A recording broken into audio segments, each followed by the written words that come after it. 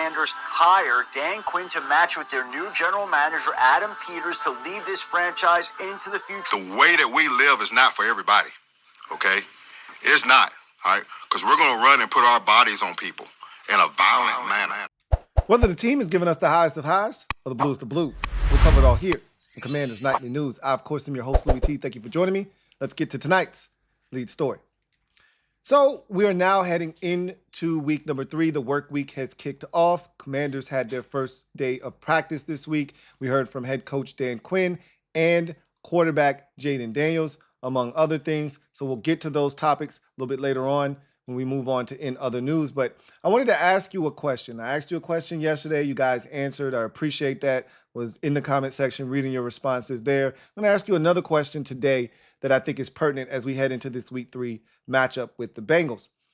What is the position group that you want to see more from the most after 2 weeks of football? I think this, you go in a multitude of different directions, but and there are a lot of positions that I'm pretty sure you would like to see an uptick in production from. But which one stands above the rest? Or as head coach DQ would say, which one is at the top of the pile for you? Which position group do you want to see more from moving forward the most? And I'll start it off for you guys. The position group that I want to see the most from moving forward is the edge rushers. And look, my expectations for them going into the season were extremely low to begin with anyway. So them not performing at a high level is not a surprise to me. I'm not going to be upset if this is what we've got to look forward to the rest of the season, because this is what I knew we were kind of getting ourselves into when we went into the season, when your highest profile signing on the defensive line was Dorrance Armstrong Jr. And not to take a shot at him because he's been playing solid football, but if your starters are Dorrance Armstrong and Clelin Ferrell, you're probably in a world of trouble from an edge rushing standpoint.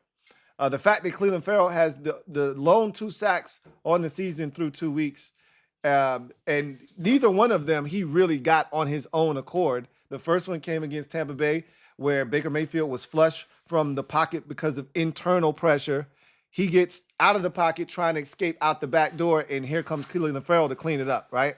And then last week, Daron Payne gets pressure early, and it's his pressure that forces Daniel Jones back in the pocket, then up to try to escape and into Clelin Ferrell for the sack. So he hasn't just beaten somebody off the snap and won. I've seen Dorrance Armstrong almost win like 4 or 5 times this year, been this close, and somebody called him Montez Sweat, which is really apt because he's been this close at least 4 or 5 times. Twice this season, he's almost forced fumbles, but he just quite isn't there fast enough. So eventually, I think he's going to get there, and he'll start to get to the quarterback. But it hasn't been enough in the first 2 weeks. And to me, it's a domino effect, right? If you can get to the quarterback and affect the passer, then it's going to help clean up some of the deficiencies that we've seen on the back end. Because clearly, we're not able to cover as good as we would like to on the back end. Now, again, the two go hand in hand. It's the chicken and the egg debate. I've been having this conversation for years now as to which one is most important and which one comes first. Does the coverage give you a chance to get to the quarterback, or does a guy getting to the quarterback allow the coverage to be able to be better? I'm more a proponent of putting the pressure on the edge rushers, on the defensive linemen to get to the quarterback. Right now, there's nothing you can do when it's a 3-step drop and the ball's coming out and that back foot hits the ground and the receiver's open and the quarterback cuts it loose. There's nothing that a defensive lineman can do other than get his hands up if he's aware of the ball coming out quickly. But honestly speaking, I put the onus on the pressure to get home and to affect the quarterback. We haven't done that enough because we're seeing the defensive tackles, and the film study bared that out this week. Shout out to the mob. During that film session, we talked about it. Nikki Javala tweeted it out. A lot of people have been responding to that. But we had that whole conversation a full day before Nikki Javala tweeted it out, which is Jonathan Allen and Daron Payne are being double teamed. All right. They got double teamed pretty good in that first game. And head coach Dan Quinn addressed it in the press conference. He was asked about it. He was finally asked about Terry McLaurin and his targets and touches. And so he finally had something to say about that, among other topics. So we'll get to all of those things that were said. But when it's all said and done, if I'm a team and I'm playing the Commanders, same thing on offense. If I'm playing the Commanders, I'm not going to let Terry McLaurin beat me. I'm going to force Luke McCaffrey, Olamide Zaccheaus, and Noah Brown and De'Ami Brown to beat me. I'm not going to let Terry McLaurin beat me. And if I'm playing the Commanders on defense, guess what? Or on offense, I'm not going to let Daron Payne and Jonathan Allen wreck my game, right? They're not going to wreck my game plan. And if I have to double team them on just about every snap that they're in the game, so be it. That's what I'm going to do. So at the end of the day, I want to see more from the edge rushers. What says you? Leave it down in the comment section. What position group do you agree with me? Is it edge rushers? Is it the cornerbacks? Is it, the wide receivers, offensive line? You name it. It's up to you. You tell me which group needs to be better and you want to see more from them the most. Because I'm pretty sure there's 5 or 6 different groups you could pick from. But at the end of the day, I'm looking for one. The one that stands out the most that you want to see more from in week 3, starting with the Cincinnati Bengals, right? So in other news, we heard from the head coach, DQ, on his Thursday presser. Obviously everything's pushed back a day. This would normally be the Wednesday presser, but the game is on Monday, so everything got pushed back a day. So we heard from him for the first time as the players hit the practice field for the first time this week. In addition, we heard from Jayden Daniels. So we'll talk about what was said by both of those men. And then we'll get into some other things, take our first look at the Bengals, so forth and so forth. But before we do that, as always, here on the first day of the work week, let's take a look at the injury report for both teams, starting with the good guys. And so probably the most robust list we've seen thus far, but it much like the first 2 weeks where I think I wasn't really pleased with how many names were on the list, it's a lot of names that aren't going to really end up not playing in the game, so to speak, if that makes any sense. So some of these are carryovers from last week, like Cleveland Farrell, for instance, and Quan Martin, who were late adds to the injury report last week. So you kind of figured there'd be a continuation of that. I love the fact that they got the extra day this week. That's going to help them be ready for Sunday or Monday, rather, excuse me. Some of you corrected me, and shout out to all of you who got me right, told me that Emmanuel Forbes was not placed on IR. That was my mistake. I said that the other day, and you guys made sure to correct me on that, and I appreciate you guys for making sure that I have factual information out there. So clearly him not being on IR is why he's on this list here with the thumb injury. I think they feel like he can be back sooner rather than later. A lot of times when you have a thumb injury and you require surgery, you just put a cast on it. So he could be back, in 2 weeks with a cast on and be able to play. So we'll see what happens, but he's not going to play this week. So Cleveland Farrell, knee, which kind of, sprouted up at the end of last week. Emmanuel Forbes, thumb. Johnny Newton, his foot. But again, this is all about rest for him. They don't want to push him too hard. So there's no re-aggravation or anything like that. Just a day off, sort of like they do with guys like Zach Ertz, veteran rest day, right? Dorrance Armstrong, limited with the chest. That's a new addition to this list. Ertz, same thing as Johnny Newton. No particular reason, just other than being a veteran here. Want to give him some rest, right? So he was limited today. Quan Martin, hamstring, limited. He popped up at the end of last week. Groin for Benjamin St-Juste. That's a new addition to this list. And we can't afford anything to happen to Benjamin St-Juste. Obviously, we're already extremely thin at corner as is. Brandon Coleman, ankle. He had gotten injured during the game, limped off the field, but did return. So good to see that he's able to go full bore at practice today with the ankle. So nothing here seems too concerning. I think tomorrow will be the real test. The only guy that right now, looking at this list, I expect not to play is Emmanuel Forbes. Everyone else, I think, should be able to go on Monday. And again, with the extra day, that can only help these guys. You won't see the ill effects of this game being on a Monday until next week when it's a quick turnaround, a shorter week, and a shorter recovery time. But I think it'll help us going into this week 3 contest, having that extra day for a lot of these guys. So let's get to the Cincinnati Bengals side of things and the ops. These are the names that are on this list. There's one name that you should be extremely fixated on, but I'm telling you, and I've been adamant about him being back this week. It's T. Higgins, but we'll get to his name here in a second. BJ Hill, Tanner Hudson, and Sheldon Rankin all missed practice today for the Bengals. Hamstring for BJ Hill, a knee injury for Tyler Hudson, and a hamstring for Sheldon Rankin. If we can get those two big behemoths out of the middle of that lineup, that's huge for us running the football, as those guys are a load to deal with inside.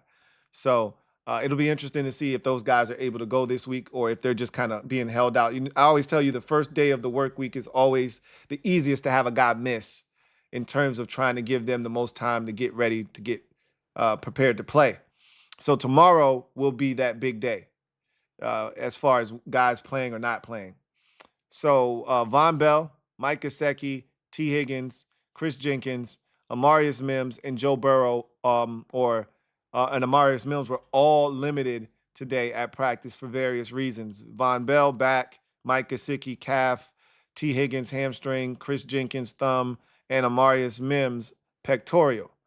Joe Burrow is also on the list with his wrist, but he was a full participant. So much like I said with us, I really don't know what the status of those guys at the top, all DMPs, for various reasons. I don't know the severity of their situations, whether they played last week or didn't. And so I can't really say how I feel about those guys, prospects of playing or not until tomorrow. That's when we'll have a better sense. If those guys are DMPs for a second consecutive day, it lessens the likelihood that they will play. But again, having that extra day on Monday does change things, right? So we'll see what happens. But my guess is that all the guys that are limited and Joe Burrow being a full participant, all those guys are playing, including T. Higgins. That's the one that you probably should be focusing in on the most. I'd like to think that tomorrow you'll see an FP for T. Higgins. Even if it's an LP, it'll probably be an FP on Saturday. He's playing on Monday. There's no doubt in my mind that T. Higgins is going to suit up on Monday. They're 0-2. They got to have it. And he was close to playing last week. He went from out indefinitely on Monday, or in week 1, to doubtful, which is not out, right? It's not questionable, but doubtful is still better than, oh, he's definitely not playing. Now he's going to go from doubtful. He might be questionable, but he's playing in this game, okay? He's playing in this game. So we won't get any breaks, that's for sure. Not on offense, at least, from the Bengals. So from the pressers today, we start with Dan Quinn and what he had to say. He started out by talking about this opportunity that lies ahead and how, a lot of things that they were able to work on, now they're turning their attention to the Bengals, but they had all this time from Sunday's victory all the way up until Wednesday, essentially, Thursday, really, to work on themselves, like self-scout, figure out things that they need to get better at to try to put themselves in a position to not commit some of the same mistakes and get better at some of the things that have been ailing this team. Obviously, one of the biggest knocks from their week 2 victory over the Giants was the inability to put the ball in the end zone due to penalties and various other mistakes that were made. And so the red zone offense obviously is a big thing. The penalties is something that they have to clean up, and it's been a problem the first 2 weeks. So I'm pretty sure that was something else that they wanted to try to work on and be a little bit more effective at, among other things. So he talked about that, wanting to do some of those things, working on themselves, and now they turn their focus and attention to the Cincinnati Bengals. He said, look, I know a lot of people are going to try to make a lot about their record, but he's like, once the lights come on and the kickoff happens, nobody's going to care that they're 0-2, or we're 1-1. They're going to try to win the game. We're going to try to win the game. And while that's true, I think where that level of desperation sets in is throughout the course of the week leading up to the game. Their practice habits, the things that they're doing, they're more laser-like focused this week. They understand that it is imperative that they win this game. 0-2 is one thing. 0-3 is a whole different animal that they don't want to have to try and tackle. We can sit here and talk about how comfortable the Bengals have been over the years. at starting seasons 0-2. Starting a season 0-3 is not something that they've done, okay? Not in the years where they were hyper competitive and felt good about their chances of making some noise. They've started 0-2 on a number of occasions, but that's where it stops, okay? And in their mind, this is where it stops this year as well. So I think the level of focus that they're going to have leading up to the game is going to be incredible. And we have to come out and initially match that intensity, because if we don't, we will get run over in this game, and it will be over before it even really truly gets started. So that's going to be something to keep an eye on. He had to address some things, and I was so proud of the media because it took them 3 weeks, but they finally got around to some of the big topics that I wanted to hear DQ, kind of talk about and respond to. One of the biggest is Terry McLaurin's lack of, targets in week 1, and then the lack of production through 2 weeks. If you've seen it, this has been circulating social media. Terry McLaurin's totals through the first 2 weeks over the life of his career. This is by far and away the lowest total that he's had from a catch perspective, from a yards perspective. It's not even close from a yards perspective. Last year was the first year he didn't have over 100 yards receiving in the first 2 weeks. And now this year he doesn't even have 40 yards total. I think he had 2 catches for 12 yards in week 1. And then this past week, I think it was 6 catches for 22 yards or something like that. So it's really, really, really bad, right? In terms of the production, the catches, he's got 8 on the season. The yards, it's less than 40. I think it's 34, 37 or something like that. I don't remember his exact total from Tampa. I think it was 2 for 13, but I'm not sure. But whatever the case may be, it's bad, right? And we know that it's not a matter of Terry's not getting open. That's not it. He's had opportunities. And so DQ said, look, one thing I'm proud about Jayden about is he's not forcing it to Terry, right? Because sometimes you can fall into the trap of, hey, this is my best guy. I need to get him the football. But he said, look, in order to have guys, make plays like a Terry McLaurin when the other team is looking to take him away, because let's be honest with each other, if you're playing us, the guy you're going to try to take away on offense is Terry. So we got to do a better job of moving him around, yada, yada, yada, that sort of thing. So he said Terry had one taken away, and I talked about this, that while that does matter, right, that he did have one taken away, that was a catch. And I said this in week 1, had that deep ball connected, we would be singing a totally different tune about Terry. But because it didn't, the numbers are what they are. They aren't pretty, and it's not enough. And so, he tried to talk about that one that got taken away due to penalty. And yeah, it did, but that was only like a 14-yard gain. It's not like it was a 62-yard catch and run or a 62-yard bomb, and that would have been huge to pad the stats. It was a 14-yard gain, so they got to do a better job. And he said as much, that they have to do a better job of getting Terry involved. I'm just happy that we saw the volume go up last week, but now I want to actually see him catch the ball beyond the line of scrimmage, right? I'm not looking to see him catch the ball at the line of scrimmage. So a ton, at least. Save that for De'Ami Brown. That's what I feel. But he also talked about the other elephant in the room, Daron Payne and Jonathan Allen. A lot of people had, I saw this coming a mile away, because after the game, I was like, is this what we're doing? We beat the Giants, and all you guys want to talk about is the lack of production from Daron Payne and Jonathan Allen. Seriously, this is what we're going to do? So I saw where this was going, and I was like, I'm going to get to the bottom of this myself, because if there's validity to it, I'm going to confirm what you guys feel. If it's not, I'm going to tell you guys that you're flat out wrong about this. So I went in and I tapped in and I said, okay. And the beauty of that is you don't need the all 22s for that. You can watch that on the TV copy. And you can see they were being double teamed on almost every snap. And so he said, look, same thing with Terry. They're not going to allow those two guys inside to wreck the game for them.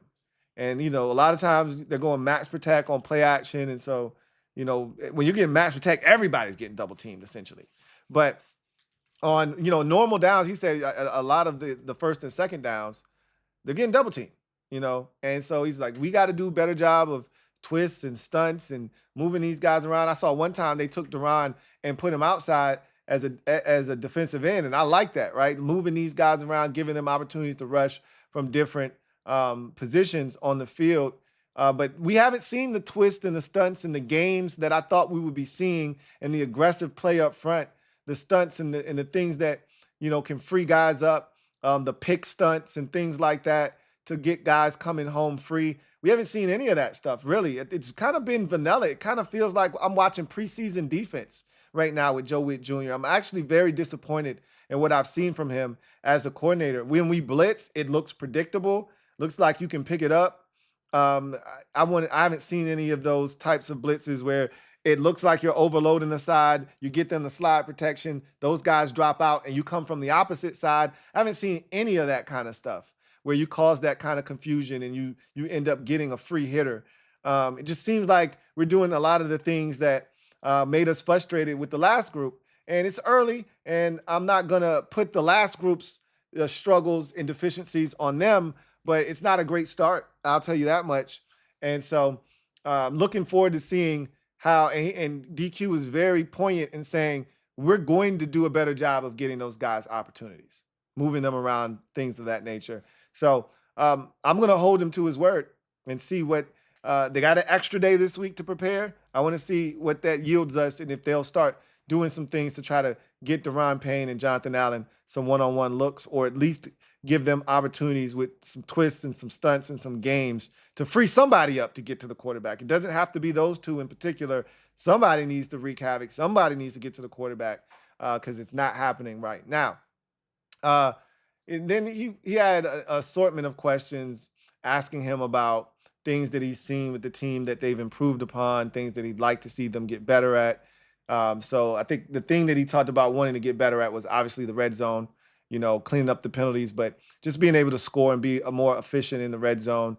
Obviously, you go 3 of 3 in week 1, you're feeling good about yourself. You come back the next week, you're 0 of 6. And so all of a sudden now your red zone efficiency has hit, the rock bottom essentially after going 0 of 6 last week. So that's a hot topic of discussion. He's like, yeah, we do need to clean that up.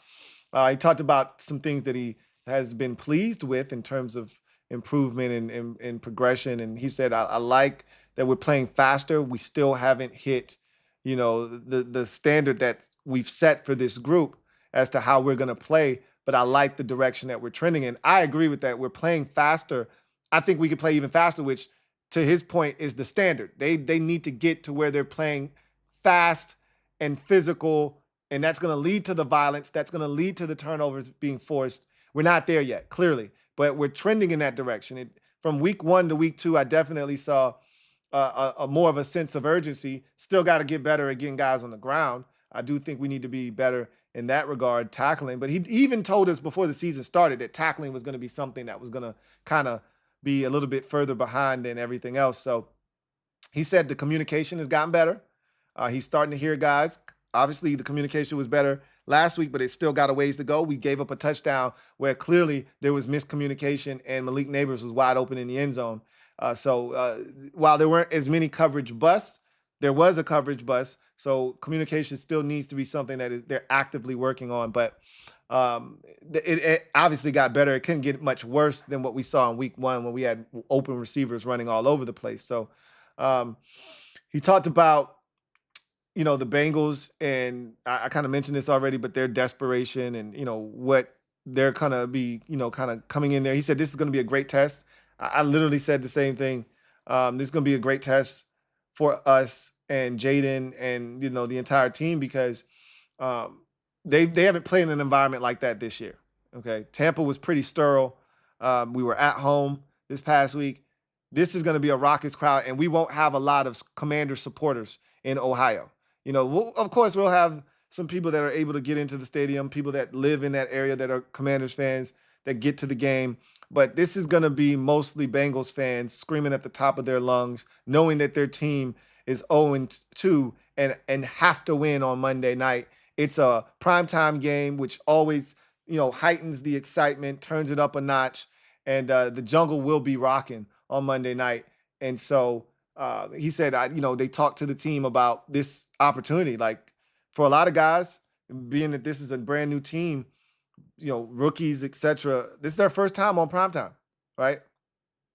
And for the veterans that have been on primetime a bunch of times, this is their first time on primetime with this group. So I'm anxious to see what it looks like and how these guys come out and try to set the tone. Because one thing New England did to that Bengals crowd in Week 1 was they took them out of the game immediately with the way that they were playing by them forcing turnovers. They had a 10-minute drive on like their second or third possession of the game, took the air out of the sails of that Bengals crowd. Then they forced the turnover. They were up 10-0, and that crowd was getting anxious. They were sitting on their hands. They weren't making any noise. Like, I know we're not going to be able to do that exactly, but in order to calm that crowd down, you're going to need to match Cincinnati's intensity coming out early. I hope we win the toss and kick, and that's going to make the crowd sit down and shut up, right? Because the Bengals offense is going to be at work. The last thing you want to do in an environment like that is win the toss, take the football, and now their crowd is screaming at the top of their lungs because most NFL crowds are jacked up for the opening kickoff. And if their defense is on the field first, they're going to be extra loud, right?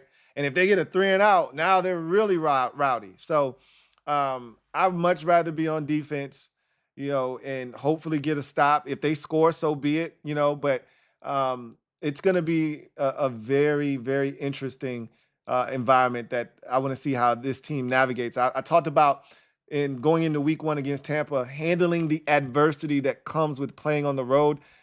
You may not be in a more adverse situation in terms of an environment the rest of this season than here on Monday night against the Cincinnati Bengals. This might be the most raucous environment that we're in. When we play the Eagles on a Thursday night in their building, and I don't think that building is going to be as loud and crazy an environment because we handle Philadelphia when we go there. That's not an issue. So we'll see. So, he talked about that, and he talked about the rotation on the defensive line, and they're excited about, Newton being able to get out there, and they feel like they're going to be able to turn him loose a little bit more. And they felt good about what they saw. I did too. I thought I saw some good rushes from him and things of that nature. He's going to be a good addition to that defensive line as he continues to work his way back. So they feel good about where they are from that standpoint. But you get to Jayden Daniels and what he had to say. He talked about how big this game is going to be for the state of Louisiana in terms of him being the Heisman Trophy winner from a season ago, Joe Burrow being one of the most prestigious quarterbacks in LSU history with that season he turned in 2019. So obviously there's a lot in common between those two from the LSU standpoint. I don't think they really know each other all that well. It didn't sound like they have much communication with one another, but there is a mutual respect having both played for LSU. And Jayden talked a lot about during his press conference the similarities, right? Burrow came in as a transfer, did what he did. Jayden came in as a transfer, did what he did. Jayden followed Joe Burrow, so he had big shoes to kind of follow, right? When he came in as that transfer. And, he talked about how there was a lot of, weight being put on him in terms of, that tough act that he had to follow in what Joe Burrow did in 2019.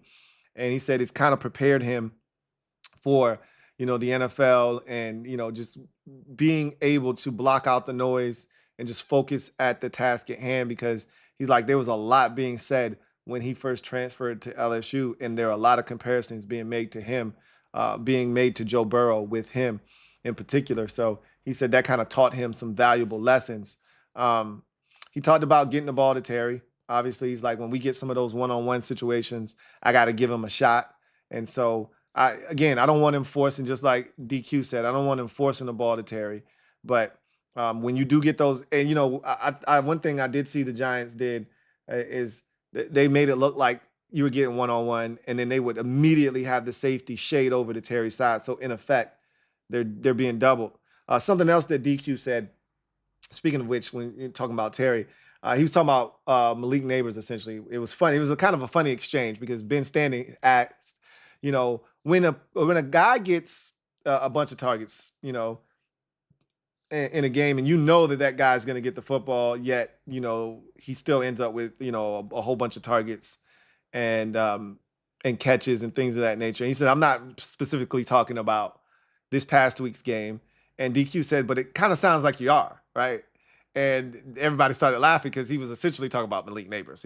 We knew the Giants were going to try to get him the football. He got 18 targets and 10 catches and over 120 yards. So DQ was like, it kind of sounds like you are. Everybody started laughing. It was a funny moment. And then Ben was like, and I thought he was going to try to bring it full circle to Terry, but he didn't. He just kind of said, hey, how does that happen when you know this guy is who you have to stop and he still gets the football? And so he kind of went into Malik Neighbors like, hey, this guy's a stud. I got a lot of respect for him.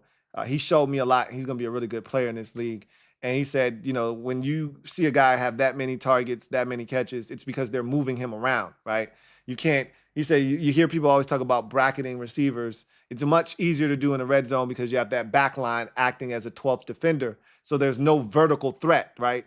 So you can in and out somebody when you're bracketing them and not have to worry about them getting vertical on you. Whereas when you're in the field, when you're in the field of play and there is no back line and that vertical threat does exist, now you have to worry about, if you in and out somebody, there's no help on the backside. So you got to be really mindful of that. So he's like, there were times where we doubled Malik Neighbors, but at the end of the day, they moved him around. They did a really good job. He's a really talented receiver, yada, yada, yada. At the end of the day, we just got to get more pressure. And then we got to change up the looks. I mean, it was too easy. A lot of what he was getting was off coverage, man-to-man, and, don't want to get beat over the top. So we're playing off. He's running 5-yard stick routes, catching the football, yards after catch, breaking tackles, et cetera, et cetera. You're playing man against those mesh concepts. He's getting wide open after traffic and things of that nature. So we just got to be better. I think we just got to switch up our looks, give them something else. You can't make it that easy for Jamar Chase this upcoming weekend, or we're going to be in some trouble. Like, they got to find a way to make it difficult on these receivers and these quarterbacks for that matter. Hold on to it a tick longer, right? So back to Jayden, though. He talked about, the game-winning drive and being in that moment. There were some teammates, Olamide Zaccheaus talked about Jayden was laughing the entire, drive. He was so comfortable. He was so confident that he was smiling the whole time during that final drive. And that you love to hear it, right? So often these guys get so tight in those moments and the results aren't what you want them to be, because when you play tight, you don't get the results that you're looking for. So it was great to hear that. Jayden talked about, not finishing drives and how that's something that they really need to hone in on, and they have this week. And, they were so close, but you can't have those mental mistakes when you get into those positions. And so he talked about that. He talked about staying in the pocket, after the first half. He didn't, get sacked as many times in the second half. He got sacked 4 times in the first half, once in the second half. And like I said, those were inflated sack numbers. He really probably got sacked truly like twice in the game. But he's like, it just the flow of the game. Like, it really, I just got more and more comfortable. That's all. It wasn't anything particular. Like, I didn't make a concerted effort to stay in the pocket or anything like that. I played the game and let the plays come to me and did what I felt like I needed to do at the time. So he talked about that. He talked about it was one more thing in particular that I wanted to share with you guys, or really highlight. There was a moment where he was laughing about something. I couldn't really hear because they didn't pass the mic on that one, but it sounded like he's got a ritual where he eats waffles or something prior to the game. And because when he left the press conference, he said, shout out to Bisquick, which is, pancake mix brand. So I'm assuming that's the one that he always eats or something. But I don't really know what was being said there, because he was like, I don't know. You guys tell me. I was locked in. I was playing the game. I don't know. I don't know what was said there. So I might have to go look at the transcript to kind of hear what was being said there, what they were talking about. But I think he feels really good about, the upcoming game and, the plan that they have in place. And he feels good about the things that they've done, but there's so much more that they can do, right?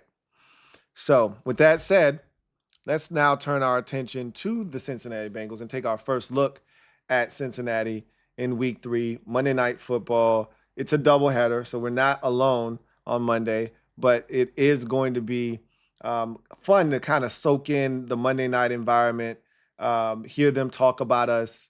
And, I always am interested in what Troy Aikman has to say when it comes to quarterbacks, because I do value his opinion, because he's going to shoot you straight. A lot of people think he's some kind of, Commander's hater, and he's not. I don't get that vibe from him or Moose Johnston. If I did, I'd tell you, right? I get that vibe from Tony Romo for sure, but I don't get it from those two. So I want to hear what he has to say about Jayden Daniels, because if he likes him, he'll say it, and if he doesn't, he won't flat out say it, but he'll lead you to believe. He'll drop those subtle hints that I'm not overly impressed with what I'm seeing from this guy. He's got a lot of work to do, essentially. So I can't wait to hear what he says, because I know he loves Joe Burrow. And he called him a throwback quarterback, which is what I said to you guys. Joe is not like the guys we saw in the first 2 weeks that are going to run around, try to extend, all that. Joe will try to extend if you allow him to, but Joe's not a guy that's really getting out of the pocket, for real. So we know where to find him if we can get to him. The problem is, can you get to him? Because he's a timing and rhythm guy. And with the way we've been playing defense, generally the first read is open every time. So if that happens, Joe's going to carve us up, because he's not going to miss. So the real question becomes, can we make him uncomfortable at all? At all? Can we make him hold it for just a tick longer? Haven't really been able to do that the first 2 weeks. Let's get into some particulars as we take our first look at the Bengals in this matchup versus Cincinnati here. So the Commanders will head to Cincinnati in week 3 to face off against the Bengals. This will be the second time that Washington and Cincinnati have played in a week 3. All right. The Commanders have a 5-5-1 all-time record against the Bengals and are 1-3-1 on the road versus Cincinnati. All right. Washington will play at Cincinnati for the first time since 2016, when the Bengals and Commanders tied at 27. That is sort of misleading. It's inaccurate. So technically, it was a road game for Cincinnati back in 2016. We all remember that game. It's the Dustin Hopkins miss in overtime from chip shot distance that led to the tie at 27 apiece. One of those games that we should have won, and that would have essentially netted us a playoff berth come the end of that season. But nonetheless, that game was played over in London. That's the first and only time the Commanders have played across the pond. And so while, yes, it was technically a road game, it really wasn't a road game against Cincinnati. It was a neutral site game. So this is the first time we've been in Cincinnati probably since like 2008, probably is the last time we were in actual Cincinnati. This is the first time that the Commanders and Bengals will face off on Monday Night Football. This is a staggering stat that I didn't realize. Now, I know we had fallen on hard times over the last 25 years under Dan Snyder, but I didn't realize it had gotten this bad. The Commanders are 7-23 all time on Monday Night Football. Yikes. 7-23. Are you kidding me? That is disgustingly gross. The last time the Commanders played on Monday Night Football, we all remember this. We took on the undefeated Philadelphia Eagles and defeated them 32-21 in 2022. So even though we provided fireworks the last time we were there, we were so trash last year that they did not invite us back. We weren't on Sunday night last year either. We got one little measly Thursday night game, well, 2 technically, and Thanksgiving, and they told us to be on our merry way, which in hindsight, I'm glad that we weren't on Monday or Sunday, because we were awful last season. But the Commanders are looking to extend to a 2-game winning streak on Monday Night Football. And clearly, with our record being 7-23 overall on Monday night, we haven't had many of those 2-game winning streaks on Monday Night Football. So it would be nice to extend it out to a 2-game win streak. against the Bengals. Highly, highly unlikely, however. But that's why they play the game. So a lot of work to do for the Commanders if they plan on making it 8-23 or a 2-game win streak here on Monday Night Football. And yes, how you play in these types of games and how your season ultimately turns out. And now that we have Jayden Daniels, there's a reason to invite us back on national television. There's a reason, because you have a guy that people want to see. But if you embarrass yourself and it doesn't make for good theater, they don't oftentimes like bringing you back.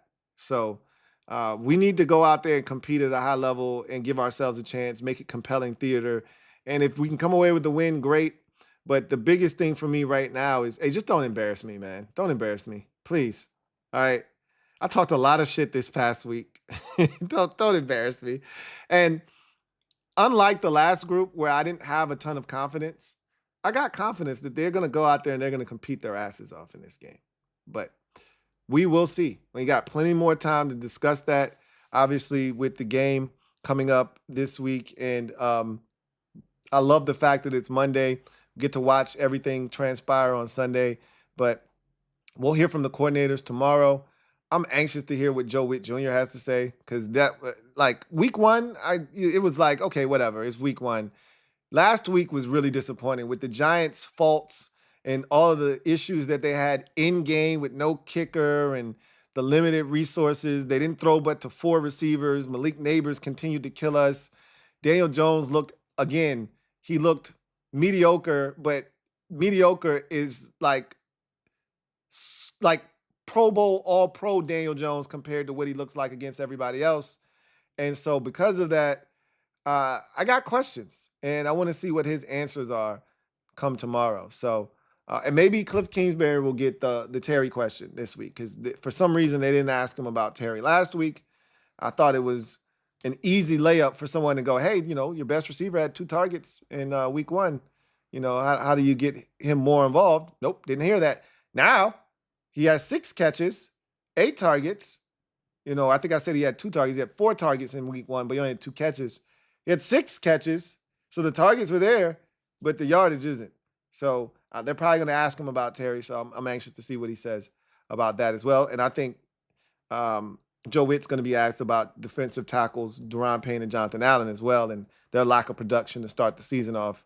And I want to see what he's going to say about that as well. So lots of things that we'll be hearing from those coordinators with tomorrow, and I'm actually anxious to see what they say. But that's going to do it for me, your man Louie T, here on this installment of Commanders Nightly News. I look forward to chopping it up with you guys tomorrow when we come back, really sink our teeth into the Cincinnati Bengals matchup and really start talking about what it's going to take to get that thing done as we go behind enemy lines. But until then, leave those comments in the comment section. I asked you a question to lead off tonight's show. Looking forward to your responses. Until next time, you guys have a good one. Take care. Here comes the diesel. Here comes the diesel. There's the snap, hand to Riggins. Good hole. He's got the first.